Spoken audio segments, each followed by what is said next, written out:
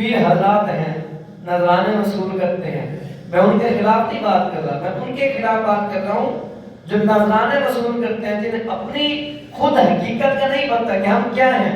لیکن وہ نذرانے وصول کر رہے ہیں۔ مریدوں کو کیا کرتے ہیں، کوئی مرید جا کر کسی کو سجدہ کر رہا ہے پیر کو، کوئی کسی کا ہاتھ چوم رہا ہے، کوئی کسی کے جا کر پیر کو کیا کہ نذرانے دے کر آتے ہیں، لیکن وہ پیر آپ کا حقیقی ہے جو آپ کی بازو پکڑ کر اللہ تک لے جائے، رسول اکرم صلی اللہ علیہ وسلم کی سیرت تک لے جائے، وہ آپ کا حقیقی پیر ہے۔ اللہ تعالیٰ نے خود فرمایا کہ میں دنیا کے اندر ایسے لوگ ہیں، دنیا کے اندر ایسے لوگ ہیں، میں بھیجتا ہوں دنیا کے اندر ایسے لوگ۔ آپ دنیا کے اندر پہلے دیکھیں جتنی زندگی گزر چکی ہے، لوگ پہلے تھے، اللہ تعالیٰ نے ہر دور کے اندر ایک نبی مختص کیا،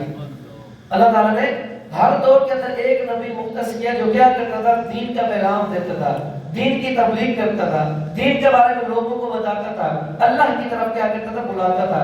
اسی طرح ہمارے اس معاشرے کے اندر بھی لوگ موجود ہیں اللہ والے، جن اللہ تعالیٰ نے اپنے قریب کیا ہوا ہے،